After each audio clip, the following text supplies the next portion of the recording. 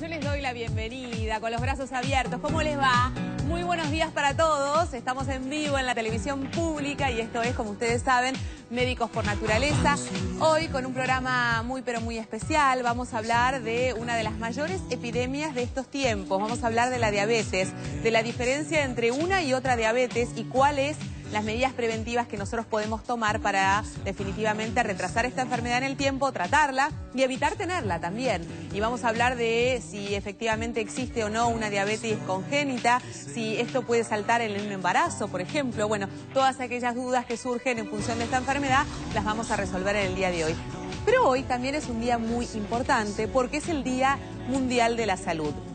7 de abril, Día Mundial de la Salud, y cuando uno se pone a leer acerca de aquellas cosas y recomendaciones puntuales que en general la Organización Mundial de la Salud da para celebrar este día, todas refieren a la obesidad. Así que en un ratito nada más vamos a hablar con nuestros doctores. ¿Por qué? ¿Por qué la Organización Mundial de la Salud le da tanta importancia al tema de la obesidad? ¿Cómo le va, Robert? Buen día. Muy buenos días, Dolores. ¿Qué tal? Bien. Bueno, otro día maravilloso, para mirar el cielo. Es cierto, 19,3 la temperatura ahora y una máxima prevista para hoy de 23 grados, con el cielo algo parcialmente nublado durante la tarde. Bueno, viste que la máxima, Roberto, empieza a bajar de a poquito, nos vamos metiendo más y más en el otoño, ya a la noche hace realmente frío, o sea que la recomendación para hoy es un saquito. Así es, hay que llevar saquito para hoy a la noche. Hay que llevar saquito para no resfriarse. Y a propósito del resfrío, la importancia de la vacunación respecto a la gripe A. ¿Qué tenemos que tener en cuenta, Roberto? Bueno, que van a ser distribuidas 10 millones de vacunas, de las cuales 7,5 millones ya han sido distribuidas por el Ministerio de Salud de la Nación, ¿sí? Que además de eso se está cumplimentando con la segunda etapa de vacunación. Recordamos, 10 millones de vacunas para repartir entre la población.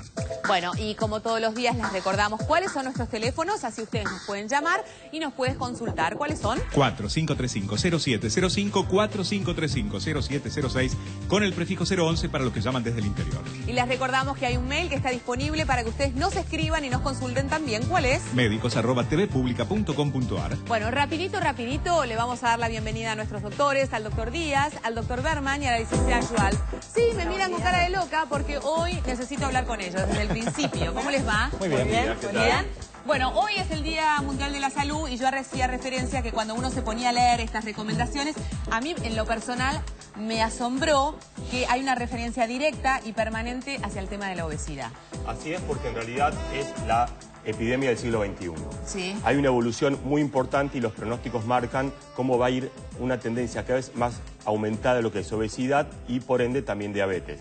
Se hace un cálculo que en el 2000 había en América 35 millones de diabéticos y se prevé para el año 2025 65 millones, con lo que implica claramente que con el sedentarismo y con la obesidad, la tendencia para tener diabetes tipo 2 específicamente, que después vamos a aclarar qué es muy importante. Por eso estamos en este tema de combatir fuertemente esta epidemia, porque esto va a traer muchos problemas de salud y mucho costo de salud también. Por eso es muy importante, no solamente desde el punto de vista de la salud de la persona, sino de la salud pública, el impacto que va a tener. Totalmente. Bueno, y más allá de eso también, cuando hablamos y nos referimos puntualmente a la diabetes, al hacer la diferenciación entre lo que es una diabetes, lo que es otro tipo de diabetes, si por ejemplo los chicos pueden tener diabetes. Totalmente, sí. ¿Por qué aparece el diagnóstico cuando tienen un coma diabético? Exacto. Todas esas dudas, ¿no? Vamos a despejar todas esas dudas. Y un dato importante, en los adolescentes el 10% solo cumple con la hora recomendada de actividad física diaria. El 90% es sedentario. Bueno, o sea, todo gira sobre alimentación saludable y actividad física. Otro de los artículos que justamente salía hoy en los principales diarios que se refieren a esto, de cómo combatir el sedentarismo, que es uno de los principales problemas que tiene hoy lamentablemente nuestra juventud. Totalmente. Y no nos referimos a solamente adolescentes, hablamos de los niños, que uno supone que naturalmente hacen actividad física porque salen a jugar, porque están todo el día potreando. Bueno, esto lamentablemente en esta era que estamos viviendo no es tan así y están permanentemente sentados y en general buscan y se ven atraídos por aquellos juegos y aquellas actividades que los tienen sentados en la mesa. Bueno, y vamos a hablar de hábitos, porque si hablamos de diabetes, evidentemente el tratamiento no es sencillo. Uno se acostumbra, como todo en la vida, pero obviamente requiere de prestarle atención a ciertas pautas de conducta que son fundamentales para poder tener una mejor calidad de vida. Sí, al tomar conciencia por sobre todas las cosas, porque podemos hacer en el momento en que podemos hacer, no después. Cómo llegar a tener la claridad de tomar las riendas en el momento en que podemos hacerlo y que no nos pase el cuarto de hora y lleguemos tarde a pedir ayuda. Bueno, y los miedos, ¿no?, que también tienen los padres, de estar sobreprotegiendo a sus hijos por miedo a que no cumplan con aquellas pautas que deban cumplir. Y son ellos, en realidad, los que van a seguir su tratamiento por el resto de su vida. Bueno, estamos a full hoy, hablamos de diabetes. Seguramente tendrás algún familiar o vos mismo la que está teniendo esta enfermedad y debes escuchar el programa de hoy. Es fundamental. Así que salimos a la calle, como todos los días, y te preguntamos si sabes cuáles son puntualmente los trastornos que trae la diabetes. Varios, ceguera, problemas en la piel, en el caminar. Es como un tema en el azúcar, ¿no? En la sangre y genera mucha debilidad. No tengo la menor idea, porque no tengo. Ceguera y, bueno, problemas con la sangre, creo.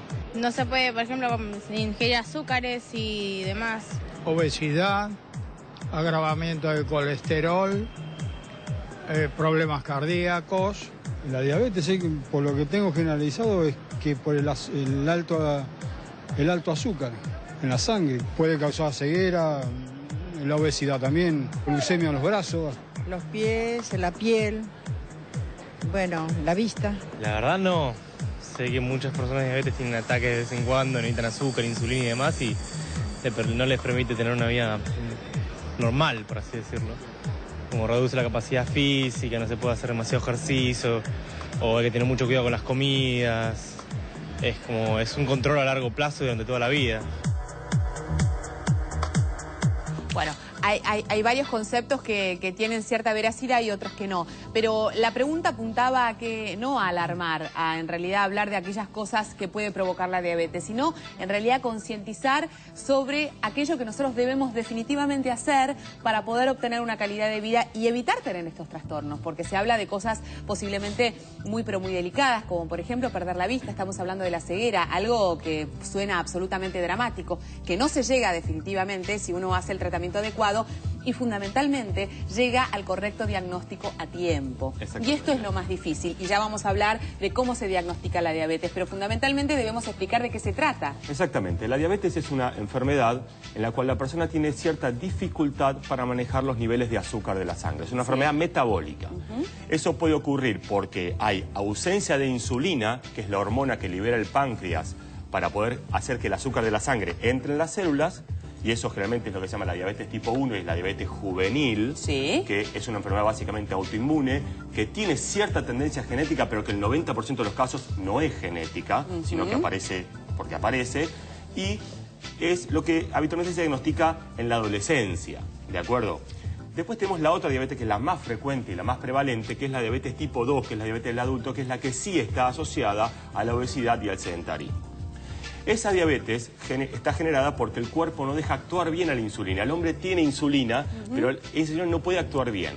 Entonces, ¿qué ocurre? Cuando tenemos diabetes y tenemos niveles altos de azúcar en la sangre, hay tres grandes aspectos que se van a afectar, que son los microvasos, las arterias muy, muy pequeñitas que son microscópicas, y eso va a generar afectación de la retina y del riñón, por eso la diabetes genera ceguera tardíamente y problemas renales, va a generar macroangiopatía, o sea, problemas de las arterias grandes, por eso genera alteraciones de las arterias del corazón, del cuello, de las piernas y problemas relacionados con eso, y también problemas relacionados con las neuronas, neuropatía. Por eso, otro de los síntomas que tiene que ver con la diabetes tiene que ver con las alteraciones de la sensibilidad que puede ocurrir. ¿Cuál de las dos tipos de diabetes es la que es insulina dependiente? La insulina dependiente es la tipo 1, que es la que la persona no tiene insulina, entonces tiene que recibir insulina externa a través de inyecciones que se hacen subcutáneas.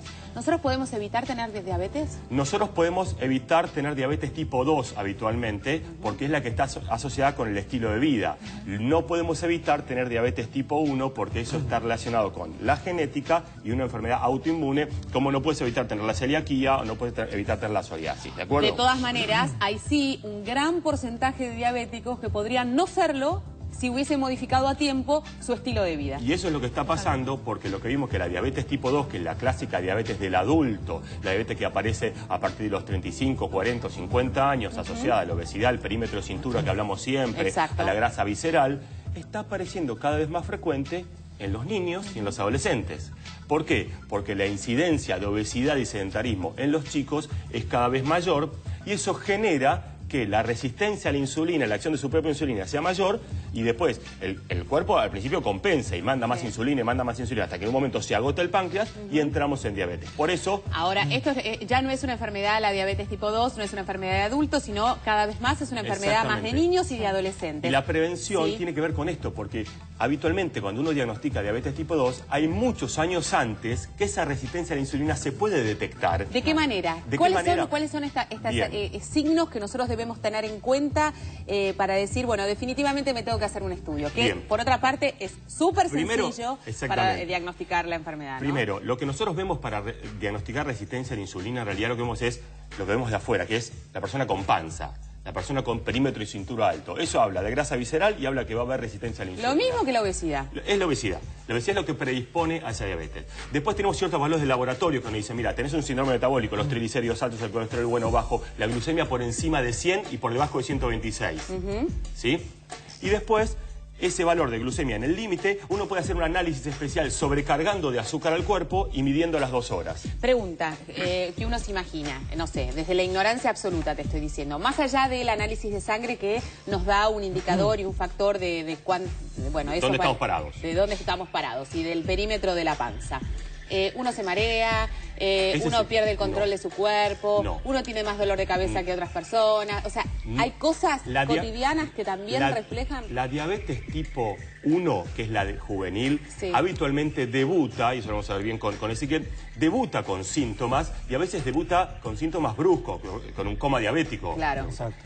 Y lo que tiene habitualmente es lo que se llama polidipsia poliuria, o sea, orina mucho y toma mucho y tiene mucha sed. ¿Por qué? Porque cuando hay mucho azúcar en la sangre, arrastra orina y uno orina más. Perfecto, y hablemos de la otra. Ya vamos a volver a la tipo 1. La tipo 2 habitualmente tiene mucho menos síntomas y pasa muy solapada hasta que aparece alguna complicación asociada a la diabetes. Perfecto. Bueno, volvamos a la diabetes juvenil, que en realidad es la que mayormente tienen los chicos, los adolescentes, y que lamentablemente nos enteramos de esta enfermedad cuando el chico está con un coma diabético, no antes, ¿no? Exactamente, se llega tardíamente. Porque, se llega tardíamente. Es muy difícil a veces saber si el chico está comiendo más, tomando más líquido o orinando más. Sí, habría que estarle muy encima y a veces esos pequeños síntomas y pautas de alarma se pierden.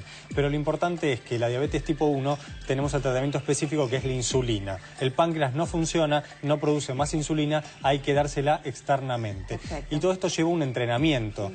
A partir con los años, ¿sí? El chico tiene que tener una vida bastante organizada en cuanto a lo que come, ¿sí? Porque hay que pensar que estamos inyectando insulina y si nosotros comemos de más o de menos, hacemos un desajuste a nivel metabólico. Hablando de esto, que esto es clave y para los diabéticos también que nos están mirando también es fundamental porque la alimentación y el aprender a leer los valores nutricionales de cada alimento es básico y fundamental. Totalmente, y sobre todo lo de los hidratos de carbono, que son los que proveen esa azúcar que después va a servir para las células de energía. ¿Qué es lo que tiene que evitar un diabético? Tiene que evitar, primero, tiene que hacer actividad física, por eso mejora el metabolismo de la glucosa y hace que necesitemos menos insulina. Después no tiene que saltearse comidas, porque eso hace que si no, la insulina trabaje sin comida, nos vamos para el coma.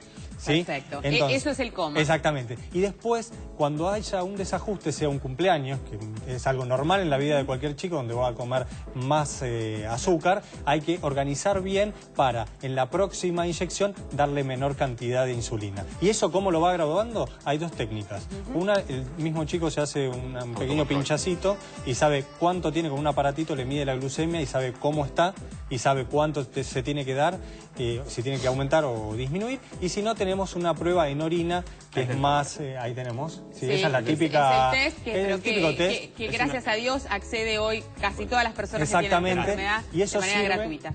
Sobre todo durante los primeros años, ya después le toman la mano y ya saben.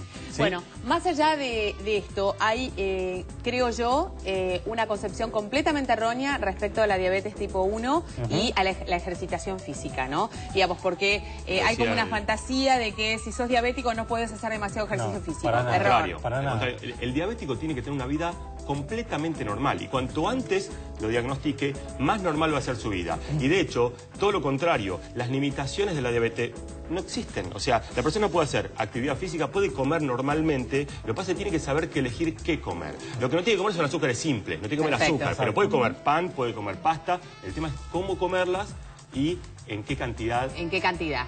Y los controles. En un ratito Valeria nos va a estar hablando justamente de esto, la palabra control, la palabra autocontrol. Cuándo entregarle las riendas de su propio control a nuestros hijos, si son diabéticos de chicos. Qué hacer, estar encima, no estar encima, independizarlos, saber que ellos tienen que concientizarse de su propia enfermedad. De eso vamos a estar hablando en un ratito nada más. Ahora tenemos que hacer la primera pausa aquí en Médicos por Naturaleza y hablando de la donación de órganos, hoy, hablando de la donación de órganos, nos hacemos en general muchísimas preguntas que iremos respondiendo a lo largo de los distintos programas. Y la de hoy es cómo se puede manifestar la voluntad de donar, Roberto. Por ley, toda persona mayor de 18 años que desee manifestar su voluntad afirmativa o negativa con respecto a la donación de sus órganos y tejidos podrá hacerlo en forma expresa a través de cualquiera de las siguientes formas. En el Cucaiba o Incucay, firmando un acta de expresión, en las oficinas del Registro Civil, asentándolo en el DNI, o en la sección Documentación de la Policía Federal, firmando un acta de expresión, Dolores. Bueno, gracias, Robert. Bueno, en un ratito nada más, algo que no tiene que ver con la diabetes, pero que tiene que ver definitivamente con la salud de muchísimas mujeres. La semana pasada salió una resolución de la ANMAT donde se indicaba que había 13.000 argentinas en riesgo por el tipo de prótesis que tenían colocadas en sus mamas. Esto nos alarmó a todo el mundo y en general los noticieros hablaron durante 2 días sobre este tema.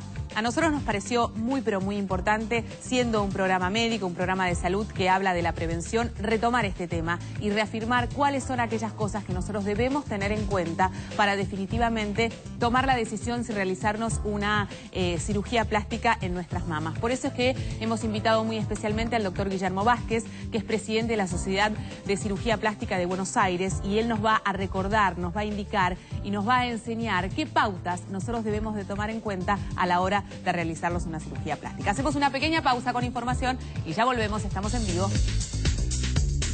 ¿Sabías que la diabetes es un desorden del metabolismo? Se llama metabolismo al proceso que convierte el alimento que ingerimos en energía. La insulina es el factor más importante en este proceso.